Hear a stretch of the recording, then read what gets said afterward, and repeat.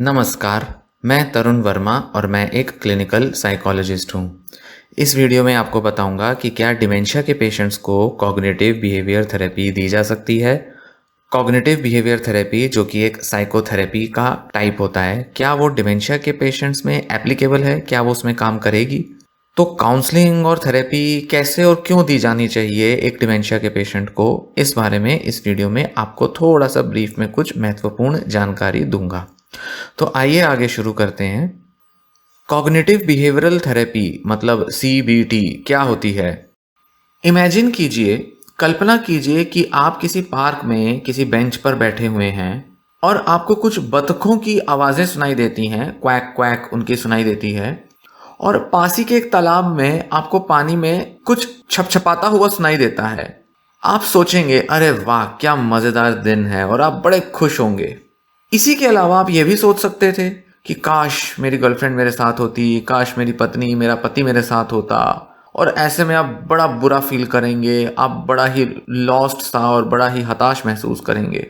आप सोचेंगे कि अरे वो भी एक दिन था जब हम दोनों यहाँ पर समय बिताया करते थे, आज देखो मैं अकेला हूँ या मैं अकेली हूँ और आज मेरे पार्टनर मेरे साथ नहीं है। तो जो भी ये फीलिंग्स आपको आ रही हैं, इनकी वजह से आपकी एक्शंस भी डिफरेंट होंगी। आप क्या करते हैं इसके बाद वो भी बड़ा डिफरेंट होगा। अगर आप बहुत खुश महसूस कर रहे हैं तो आप तालाब के आसपास घूमना शुरू करेंगे, बतखों को ऑब्जर्व करेंगे, पानी के पास जाके बैठ जाएंगे। बोटिंग की व्यवस्था होगी तो शायद बोटिंग करेंगे और आइसक्रीम खाएंगे, बढ़िया सा कुछ पोहा नमकीन कुछ ऐसा खाएंगे आप, जो भी वहां मिल रहा होगा। पर अगर आप बहुत उदास महसूस कर रहे होंगे तो आप क्या करोगे? पार्क छोड़ के भाग जाओगे और घर जाओगे, परेशान हो जाओगे, सड़कों पे मेट्रो में घूमोगे, गाड़ी में जाओगे, बड़े उदास और बड़ी हताश भावना के साथ आप जाओगे। तो ये जो एग्जाम्पल मैंने आपको दिया, ये क्या दर्शाता है कि जैसा हम सोचते हैं किसी भी सिचुएशन में, वैसा ही हम फील करते हैं और उसी तरह से हमारे एक्शंस, हमारे बिहेवियर्स भी अफेक्ट होते हैं। कॉग्निटिव बिहेवियर थेरेपी या सीबीटी एक ऐसी टॉक थेरेपी होती है, बात कर करके थेरेपी की जाती है, जिसका पूरा मकसद केवल यही होता है कि लोगों को मदद की जाए समझने में कि उनकी थॉट्स, फीलिंग्स और बिहेवियर्स के बीच किस तरह का लिंक होता है और इस समझ को कैसे इस्तेमाल में लाया जाए ताकि अपने जीवन में पॉजिटिव चेंजेस लाए जा सकें, पॉजिटिव फील किया जा सके। सिर्फ कोई विचार लाने से पॉजिटिव हमारा मन नहीं बदल जाता, हमारे को पूरा कुरेदना पड़ता है, गहराई में जाना पड़ता है कि हमारे मन में कौन से ऐसे नकारात्मक विचार हैं जिनको बदल के हम पॉजिटिव फील कर सकते हैं। सीबीटी हर किसी के लिए काम नहीं करती, पर ये एक बहुत ही पॉपुलर फॉर्म ऑफ थेरेपी है, पूरी दुनिया में यूज की जाती है, जिससे कि लोगों को मदद की जाती है ताकि वो एंजाइटी, डिप्रेशन और दूसरी कई तरह की मेंटल हेल्थ प्रॉब्लम से डील कर पाएं, उन समस्याओं से बाहर आ पाएं। Doctor Josh Stott University College of London के एक वैज्ञानिक हैं जिनकी रिसर्च को अल्जाइमर सोसाइटी ने फंड किया है, और वो ये देखने में लगे हुए हैं कि सीबीटी किस तरह से डिमेंशिया के पेशेंट्स को हेल्प कर सकती है, खासकर कि जो अर्ली स्टेजेस पे हैं लोग डिमेंशिया के, उनको किस तरह से हेल्प कर सकती है। और ये डिमेंशिया के उन लोगों पर रिसर्च कर रहे हैं जिनको कि एंजाइटी और डिप्रेशन की भी समस्याएं हैं। तो बहुत ही स्पेसिफिक टाइप के लोगों पर ये रिसर्च कर रहे हैं, एक तो जिन्हें अर्ली स्टेज हो डिमेंशिया का, और दूसरा जिन्हें एंजाइटी और डिप्रेशन की प्रॉब्लम्स भी काफी हद तक एक्सपीरियंस हो रही हो। तो उनकी जो पूरी रिसर्च है वो इसी बारे में है कि सीबीटी को कैसे मॉडिफाई किया जाए ताकि डिमेंशिया के पेशेंट्स में उसको सक्सेसफुली एप्लीकेबल कर पाएं और उसके फायदे जो है वो डिमेंशिया के पेशेंट्स को दे पाएं। तो वो बताते हैं कि सीबीटी किस तरह से डिमेंशिया के लोगों को हेल्प कर सकती है। तो उनका ऐसा कहना है कि डिप्रेशन और एंजाइटी जो है वो डिमेंशिया के पेशेंट्स में काफी कॉमन होती है, जबकि ओल्ड एज के जो लोग होते हैं जिनको डिमेंशिया नहीं होता, उनमें डिप्रेशन और एंजाइटी के लेवल कम पाए जाते हैं। और इस पर बहुत ही अच्छी रिसर्च हुई है जो बताती है कि डिमेंशिया के पेशेंट के जो सिम्टम्स होते हैं वो वर्स हो सकते हैं, बिगड़ सकते हैं, अगर उनको डिप्रेशन और एंजाइटी की भी लंबे समय तक समस्याएं रहती हैं।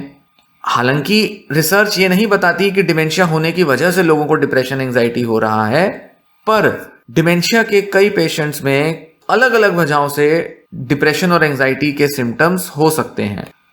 तो जैसा कि एक कॉमनली सोचा जाता है और किसी भी पर्सन के मन में पहले ये थॉट आएगा कि डिमेंशिया के पेशेंट्स के लिए सीबीटी मुश्किल नहीं होगी करनी।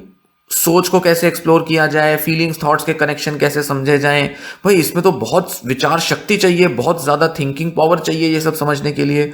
तो मुश्किल नहीं होगा डिमेंशिया के पेशेंट को सीबीटी दे पाना। तो वो कहते हैं कि हर पेशेंट जिसको डिमेंशिया है वो बड़ा यूनिक होता है। हम एक कैटेगरी के बेसिस पे, एक डायग्नोसिस के बेसिस पे हर पेशेंट को एक जैसा है वो नहीं समझ सकते, हम ऐसा नहीं मान सकते। जैसा कि बाकी की नॉन डिमेंशिया वाली पॉपुलेशन के साथ होता है, भले वो ओल्ड एज के लोग हों या भले वो यंग एज के लोग हों, सीबीटी कुछ लोगों के साथ तो अच्छे से काम करती है, कुछ लोगों के साथ बिल्कुल काम नहीं कर पाती। और इसी तरह से डिमेंशिया के मामले में भी कुछ लोगों पर तो सीबीटी काम करेगी, कुछ लोगों पर सीबीटी काम नहीं करेगी। हालांकि हम ये तो नहीं जानते कि किस टाइप के डिमेंशिया के पेशेंट पर सीबीटी अच्छे से काम कर सकती है या ज्यादा बेनिफिट ला सकती है, पर कुछ चीजें हैं जो कि सीबीटी अप्लाई किया जाना बहुत मुश्किल कर देंगे डिमेंशिया के पेशेंट्स में। सबसे पहली प्रॉब्लम तो आती है कि सीबीटी जो है वो एक लैंग्वेज बेस्ड थेरेपी है, मतलब भाषा पर निर्भर करती है। और डिमेंशिया के वो लोग जिनको भाषा की समस्याएं हो रही हैं, स्ट्रगल कर रहे हैं बेसिक लैंग्वेज, बेसिक वोकैबुलरी और ग्रामर से, सीबीटी तो उनके साथ हो ही नहीं पाएगी, बहुत चैलेंजिंग हो जाएगी। इसी के साथ अगर जनरली देखा जाए तो जितनी ज्यादा कॉग्निटिव इंपेयरमेंट होगी, मतलब उनके थिंकिंग फंक्शंस में जितनी ज्यादा गड़बड़ी, जितनी ज्यादा कमी मिलेगी, उतना ही ज्यादा मुश्किल हो जाएगा पेशेंट्स के लिए सीबीटी में इंगेज हो पाना, सीबीटी को पूरा कर पाना। हालांकि ये तो संभव है कि सीबीटी को थोड़ा मॉडिफाई किया जा सकता है एक पेशेंट की फंक्शनिंग के हिसाब से, मतलब डिमेंशिया के पेशेंट की फंक्शनिंग कैसी है, उसकी cognitive skills, cognitive thinking abilities कितनी है उसके अंदर, उसका लेवल कितना है डिमेंशिया का, इस हिसाब से सीबीटी को दिया जा सकता है। और जो जॉश स्टॉट हैं वो ऐसा बताते हैं कि शुरुआती काम के लिए पहले वो कुछ क्वेश्चनियर, कुछ प्रश्नावली डेवलप कर रहे हैं जिससे कि समझा जा सके कि किस टाइप की सीबीटी किस टाइप के डिमेंशिया के पेशेंट्स पर ज़्यादा एप्लीकेबल होगी, ज़्यादा हेल्पफुल होगी, जिससे कि वो ज़्यादा बेटर तरीके से इंगेज हो पाए सीबीटी में। क्योंकि जब तक इंगेजमेंट नहीं होगी उनकी, पूरी तरह से इन्वॉल्व नहीं हो पाएंगे, तब तक उन पर सीबीटी असर ही नहीं कर पाएगी।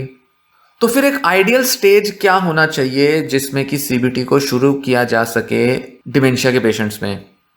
तो वैज्ञानिक बताते हैं कि सीबीटी तभी काम कर सकती है जब किसी को डिमेंशिया भी हो और साथ ही साथ एंजाइटी या डिप्रेशन की प्रॉब्लम्स भी हों। तो अगर किसी भी व्यक्ति को ये दोनों टाइप की प्रॉब्लम्स का कोई कॉम्बिनेशन है, किसी भी लेवल पर हो वो, तो जितना जल्द से जल्द हो सके सीबीटी शुरू कर देनी चाहिए उन लोगों की। एक आइडियल सिचुएशन जो होगी उसमें तो ऐसा ही होगा कि जिन भी लोगों को डिमेंशिया का डायग्नोसिस पहली बार मिलता है उसी टाइम उनके डिप्रेशन एंजाइटी के लेवल भी मेजर किए जाएं, और अगर दिख जाता है कि डिप्रेशन और एंजाइटी भी सिग्निफिकेंट हैं जिसके लिए ट्रीटमेंट दिया जाना जरूरी है, तो ऐसे में अगर डॉक्टर दवाइयां दे रहा है तो साथ ही सीबीटी भी इंट्रोड्यूस कर देनी चाहिए, खासकर तब जब लगे कि हाँ ये एप्रोप्रिएट है, पेशेंट इस कंडीशन में है कि उन्हें सीबीटी दी जा सकती है।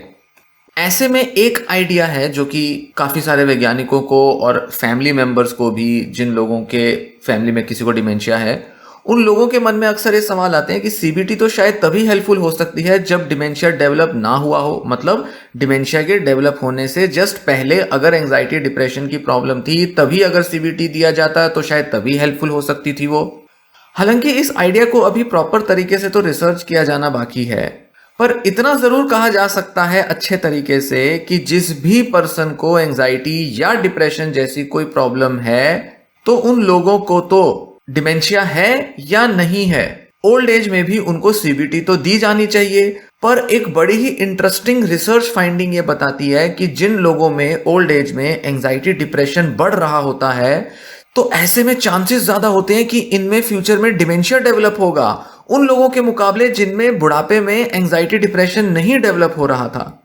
तो ऐसे में मनोवैज्ञानिक कहते हैं, कई सारे ब्रेन पर रिसर्च करने वाले लोग कहते हैं कि ऐसे में अगर हम पहले ही एंजाइटी और डिप्रेशन के लिए सीबीटी दे दें तो क्या ये हो सकता है कि डिमेंशिया या तो डेवलप ही लेट हो या डिमेंशिया के कई सारे सिम्टम्स सीवियर हो ही ना। मतलब हो सकता है कि डिमेंशिया से पहले अगर किसी को एंजाइटी डिप्रेशन होता है तो वो एक बहुत अच्छा इंडिकेटर है कि इस पर्सन में ज़्यादा चांस है डिमेंशिया डेवलप होने के, क्योंकि शुरुआत में तो दिखाई ही नहीं दिया डिमेंशिया, मेमोरी और इसके प्रॉब्लम्स तो दिखाई ही नहीं दिए, सिर्फ एंजाइटी या डिप्रेशन डेवलप हुआ। तो मनोवैज्ञानिक कहते हैं कि उन लोगों में अगर सीबीटी को टारगेट किया जाए तो हाँ, ये बात तो पक्के तौर पे कही जा सकती है कि बहुत से लोगों का डिमेंशिया या तो लेट हो सकता है या उसके कई सारे सिम्टम्स की सिवियरिटी को रोका जा सकता है, क्योंकि एंजाइटी डिप्रेशन कई बार डिमेंशिया से पहले के कुछ इंडिकेटर के तौर पे काम करते हैं। तो हाँ, उन लोगों में तो हम ये कहेंगे, अच्छे से कहा जा सकता है कि डिमेंशिया से पहले अगर सीबीटी दे दी जाए तो बहुत अच्छा है। पर इसका मतलब ये नहीं कि जिन लोगों को डिमेंशिया हो चुका है, एंजाइटी डिप्रेशन भी है उनमें, उन लोगों को सीबीटी ना दी जाए। नहीं, उन लोगों में भी कुछ लोगों को आइडेंटिफाई करके सीबीटी दी जा सकती है। तो वो बताते हैं कि अभी जो रिसर्च है वो इस एरिया में बड़ी शुरुआती लेवल पर है। ना तो हमें ये पता है कि किन लोगों पर सीबीटी काम करेगी, मतलब जिनको डिमेंशिया है, क्योंकि एक तो वैसे ही सीबीटी कुछ ही लोगों पर काम करती है, ओल्ड एज लोगों में जिनमें एंजाइटी डिप्रेशन हो। तो यहाँ पर तो डिमेंशिया के बावजूद हम सीबीटी दे रहे हैं, तो यहाँ तो वैसे ही पॉपुलेशन जो है वो बहुत थोड़ी सी रह जाती है जिसको कि सक्सेसफुली सीबीटी से ट्रीट किया जा सके। फिर उसके बाद कुछ क्वेश्चनेयर्स बनाए जा रहे हैं जिससे कि हम आइडेंटिफाई कर सकें लोगों को जिन पर सीबीटी ज़्यादा अच्छे से वर्क करेगी, ये देखने के लिए कि इनकी मेमोरी और थिंकिंग एबिलिटी स्किल्स कैसी हैं, कितना ये अपने थॉट, इमोशन, फीलिंग और बिहेवियर के कनेक्शन को समझ सकते हैं, कितनी इनके अंदर जजमेंट, इंसाइट एबिलिटी है।